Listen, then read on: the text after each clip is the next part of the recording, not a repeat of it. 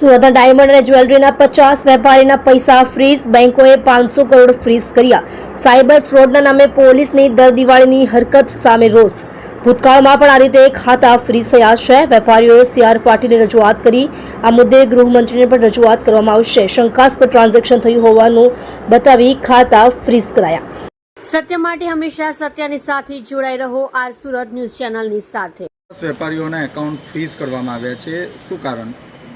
ભારત સરકારે ખૂબ સારા આશય સાથે એક કાનૂન પાસ કરેલો સેન્ટ્રલ ગવર્મેન્ટની અંદર કે ત્રાસવાદીઓના પૈસાને ટ્રેક કરવા માટે પોલીસને પાવર સત્તા આપવામાં આવેલી કે કોઈ પણ વ્યક્તિનું શંકાસ્પદ એકાઉન્ટ લાગે તો એમનું એકાઉન્ટ સીઝ પણ કરી શકે છે અને ટ્રેક પણ કરી શકે છે.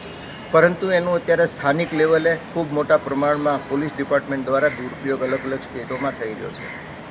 ગઈકાલે 50 કરતાં વધારે વેપારીઓના 3 સ્ટેટની અંદર 500 કરોડ કરતાં વધારે એમાઉન્ટ સીઝ કરવામાં આવ્યું છે. એમાં મુંબઈની અંદર, મહારાષ્ટ્રની અંદર એક જ પોલીસ સ્ટેશનની અંદર 29 લોકોના 300 કરોડ રૂપિયા સીઝ કરવામાં આવ્યા છે.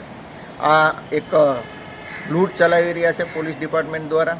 અને જે અમુક લોકો તો કાલે એવી પણ ઘટનાઓ સામે આવી છે કે જ્યારે અમે ભારતીય જનતા પાર્ટી ગુજરાતના અધ્યક્ષ એવા CR પાટીલ સાહેબ અને કેબિનેટ મંત્રીને રજૂઆત માટે ગયેલા ત્યારે આ પણ વાત વેપારીઓ કરી હતી કે અમુક તો આ રીતના માંગણીઓ કરવામાં આવે છે અને અમુક તો પૈસા આપીને પતાવટ પણ કરી અને પોતાના એકાઉન્ટ ચાલુ, કારણ કે પોતાના એકાઉન્ટની અંદર 2-3 કરોડ રૂપિયાની સીઝ થઈ જાય તો માણસ ક્યાં જાય? સામી દિવાળી આવા બધા પ્રોબ્લેમ અને એનો લાભ અત્યારે આ ડિપાર્ટમેન્ટ દ્વારા લઈ રહ્યો છે.